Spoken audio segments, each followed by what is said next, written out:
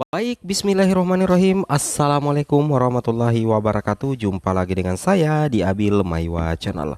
Jadi teman-teman, channel ini merupakan channel pendidikan tempat kita berbagi tentang aplikasi pendidikan, Microsoft Office, serta tips dan triks komputer. Jadi pada video kali ini Bapak Ibu ya, kembali lagi admin akan berbagi sebuah video informasi yang cukup penting terkait salah satu pertanyaan dari rekan-rekan subscriber ya. Jadi ini konten ini berkaitan dengan pertanyaan dari salah satu rekan-rekan subscriber.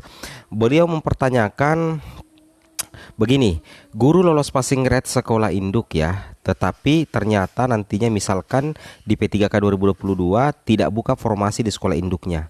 Kira-kira adakah solusi dari Kemendikbud? Nah, jadi seperti itu ya. Jadi kami akan mencoba menjawab, tapi sebelum kami menjawab, Bapak Ibu yang baru menemukan channel ini silahkan tekan tombol subscribe dan langsung saja aktifkan lonceng notifikasinya agar setiap hari Bapak Ibu bisa mendapatkan informasi terbaru dari kami. Baik, tanpa panjang lebar lagi kita langsung saja to the point ke informasinya. Di sini ada pertanyaan dari subscriber ya. Di sini Bapak Ibu ya dikatakan pertanyaan seperti ini. Tanya Min, di sekolah induk itu ada guru ya PG semua, pegang kelas masing-masing, dan sekolah induk tidak buka formasi. Jika guru tersebut harus mencari sekolah yang ada formasi, apa tidak terjadi kekosongan guru di sekolah guru yang PG tersebut? Tolong dijelaskan jika kasus seperti ini. Nah, seperti itu ya. Oke, pertanyaan yang bagus. Oke, kami coba buatkan video pak ya, supaya tidak muncul pertanyaan ganda dari penonton lain.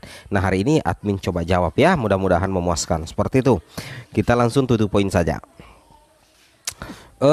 Terkait dengan pertanyaan itu sebenarnya sudah bisa terjawab di hasil audiens kemarin Bapak Ibu ya, hasil audiens antara forum honorer dengan Prof Nunuk Suryani. Nah, di sini katakan Bapak Ibu ya, di poin 4, 5 dan 6 di sini katakan pada seleksi P3K tahun 2022 tidak ada pergeseran guru honorer sekolah induk dengan tidak melihat formasi, melainkan berdasarkan kuota kebutuhan. Jadi nantinya tidak ada pergeseran Bapak Ibu ya, tidak ada pergeseran untuk guru honorer sekolah induk, dan tentunya tidak melihat formasi tetapi melihat terkait kuota kebutuhan. Nah, berapa kebutuhan yang ada di daerah A, daerah B, itu nantinya yang coba dipenuhi oleh Kemendikbud. Kemudian di poin 5, jika kuota pelamar prioritas 1 sudah terpenuhi, maka akan diberikan pada kuota prioritas kedua, prioritas ketiga, dan pelamar umum secara berurutan. Jadi mekanismenya ini secara berurutan Bapak Ibu ya. Tujuannya supaya tidak ada lagi guru yang senggol menyenggol. Bukan senggol menyenggol, sorry maaf. Guru yang saling tergeser, guru yang saling geser menggeser, tidak ada lagi seperti itu ya. Karena nantinya yang pertama didahulukan adalah tentunya prioritas pertama. Ketika nantinya ada sisa kuota formasi, maka akan lanjut mekanisme di prioritas kedua, kemudian lanjut di prioritas ketiga, dan pelamar umum secara berurutan. Nah, kemudian terkait mekanisme penempatan dan pemetaan guru pelamar prioritas itu akan diatur oleh Kemdikbudristek dengan sistem yang telah ditentukan berdasarkan ketersediaan kuota. Nah, kemudian mengacu dari pertanyaan subscriber di sini mengatakan apa tidak terjadi kekosongan ketika guru induk mencari formasi di sekolah lain. Saya rasa itu sudah tidak jadi masalah Bapak Ibu ya. Kenapa admin katakan ketika Bapak Ibu di sekolah induknya itu tidak ada formasi, maka Bapak Ibu itu tidak masalah jika harus mencari sekolah yang lain. Dan ketika Bapak Ibu mencari sekolah yang lain, apakah terjadi kekosongan guru yang guru di sekolah tersebut? Itu persoalan belakangan Bapak Ibu ya. Intinya Bapak Ibu cari saja formasi di sekolah lain ketika di sekolah induk tidak ada formasi. Mengenai kosong tidak kosong di sekolah induk itu tidak jadi masalah bagi Bapak Ibu. Intinya Bapak Ibu bisa lolos menjadi ASN P3K. Seperti itu Bapak Ibu ya, jawaban dari kami. Kemudian di sini dipertegas lagi Bapak Ibu ya, di sini dipertegas lagi di sini di poin keberapa itu ya, di sini di poin ke-7, jika satu sekolah jumlah guru lolos PG-nya itu melebihi kuota kebutuhan sekolah tersebut, maka akan dicarikan di sekolah lain yang lebih membutuhkan tanpa menggeser guru honorer sekolah induk meskipun belum lulus PG. Ini membuktikan bahwa tidak ada geser menggeser.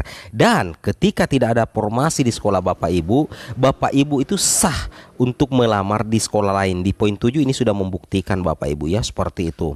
Nah, di sini juga dikatakan apabila jumlah guru lolos PG melebihi kuota kebutuhan Pemda, maka akan menunggu kuota tahun berikutnya dengan tetap memperhitungkan kelulusan guru yang lolos PG. Kemudian nantinya Kemendikbud akan melakukan sosialisasi ke pemerintah daerah tentang mekanisme baru seleksi ASN P3K tahun 2022.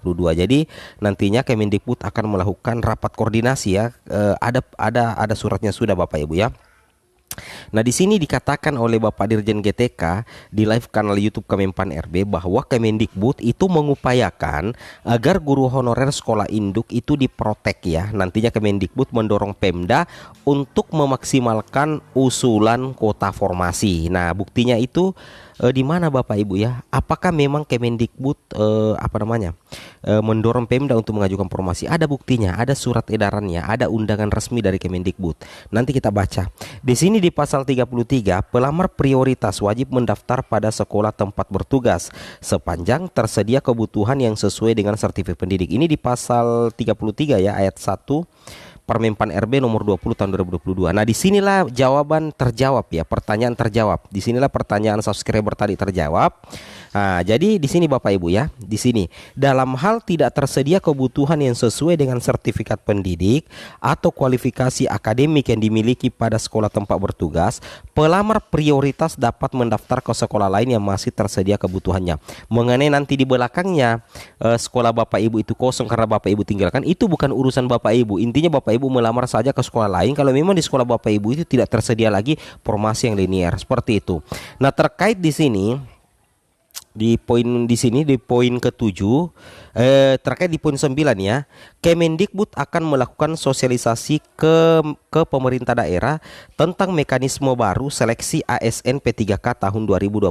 Apakah betul-betul mengadakan sosialisasi Bapak Ibu ya ke pemerintah daerah tentang mekanisme baru? Iya betul. Di sini ada buktinya.